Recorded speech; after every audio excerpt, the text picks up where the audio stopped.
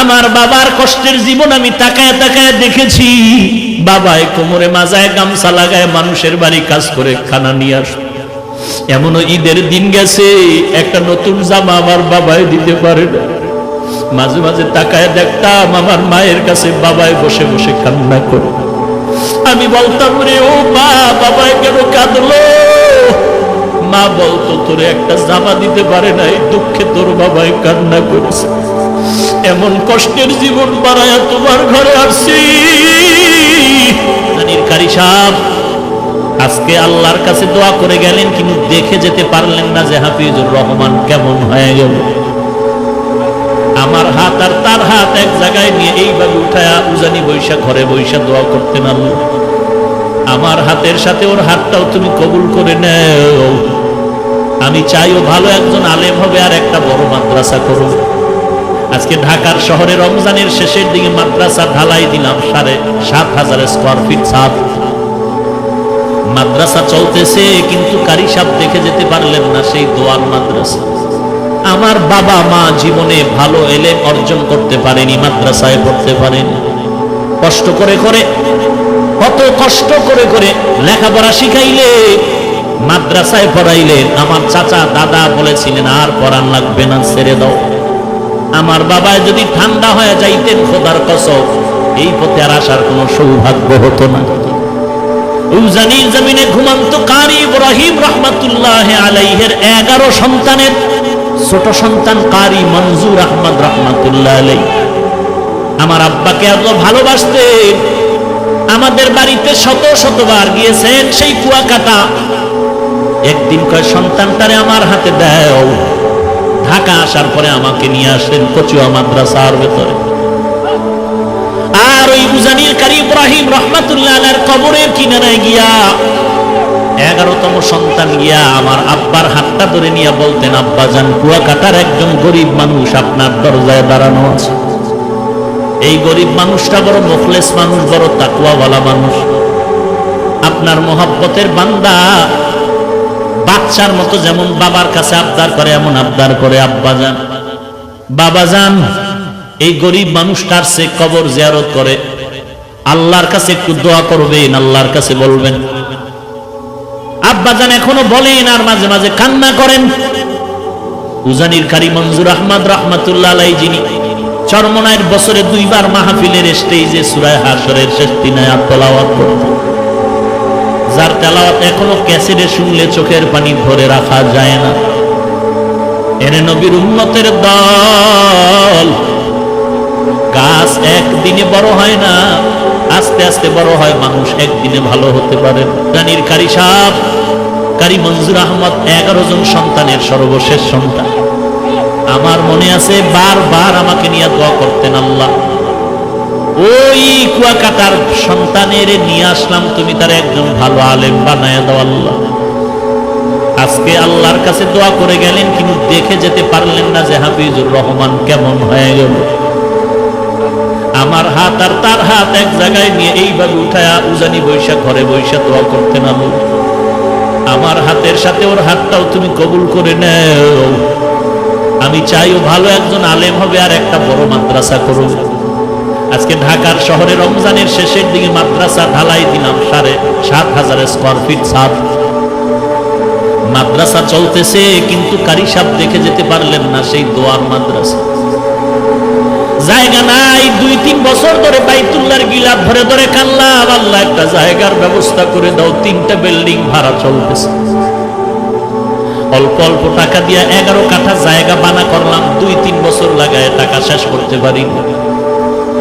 যাদের থেকে বায়না করলাম, বললাম, ভাই যেই টাকা দেওয়া হয়েছে এই পরিমাণ জায়গা দিয়ে দেন, আমরা টিনের ঘর করে ওখানে যাই, ভাড়া টাকা দেওয়ার সুযোগ নেই।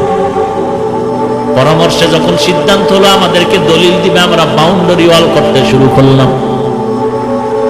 6 কাঠা জায়গা পাইলাম আর 6.5-7 কাঠা জায়গা পাইলাম না একই প্লটে। যখন বাউন্ডারি করতেছি, জানি না আল্লাহর কুদরত, আল্লাহর কুদরত। একটা যুবক ছেলে আইসা আসরের নামাজের সময় নামাজ পড়ে আমি মাদ্রাসার বাউন্ডারির পাশে বসে আছি। মোলাকাত করলো, আমার এক বন্ধু নিয়ে আসলো, বলে, হুজুর এই যুবক আপনার পাগল, বলে হুজুর আমি 16টা বছর ঢাকার বারান্দায় বারান্দায় কাজ করছি আর ঘুমাইছি, কত কষ্ট করেছি। আল্লাহ তাআলা এই দিনের পথে আনছে, আমি আপনাকে দেখার বড় পাগল। 2000 সাল থেকে আল্লাহ আমাকে হেদায়েতের পথে আনছে বয়ানের মাধ্যমে। আমি 40 লাখ টাকা দিয়ে একটা মসজিদ বানাইছি, আপনি জুমা পড়ায় একটু আমার উদ্বোধন করে দিবেন। কথায় কথায় বলে হুজুর এই বাউন্ডারি কিসের? আমি বললাম এটা একটা মাদ্রাসা হচ্ছে। এত কম জায়গা কেন? আমি বললাম পুরাটাই ছিল, টাকা নাই। আল্লাহর বান্দা বলে হুজুর জায়গা লাগে 3 কাঠা নিয়ে নেন, আমি টাকার ব্যবস্থা করে দিচ্ছি। আল্লাহর কাছে তখন শুকর আদায় করলাম, রে মালিক বাইতুল্লাহর দোয়া তুমি খালি ফিরাইয়া দাও নাই।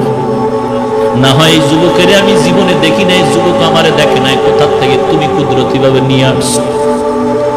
এই রমাজানে সাতদানাই দিব, টাকা নাই, কত কিছু দরকার, 700-800 বস্তা সিমেন্ট লাগবে, রড লাগবে, ইট লাগবে, 42,000।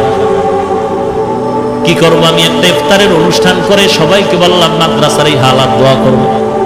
এক বন্ধু বলে হুজুর সিমেন্ট যা লাগবে আমি একা পাঠায় দিচ্ছি ট্রাকে, আগামীকালকের থেকে 750 বস্তা সিমেন্ট পাঠায় দিল।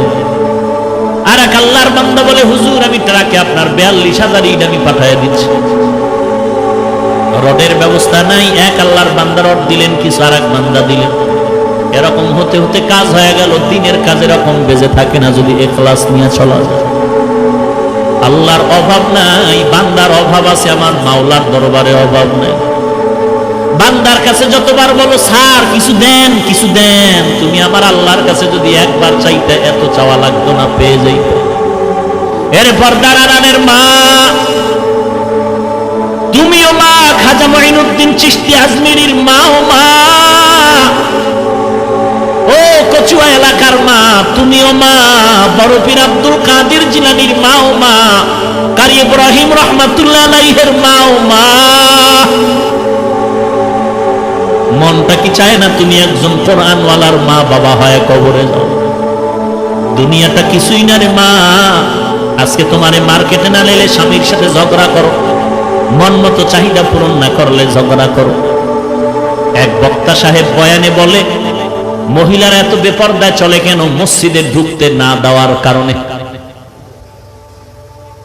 এখন তো ইসলামের ব্যানারওয়ালা ধান্দাবাজের অভাব নাই তো। আহা, বলে মহিলাদেরকে মসজিদে ঢুকাও, পুরুষের পাশাপাশি মহিলাদের নামাজের ব্যবস্থা করে দাও।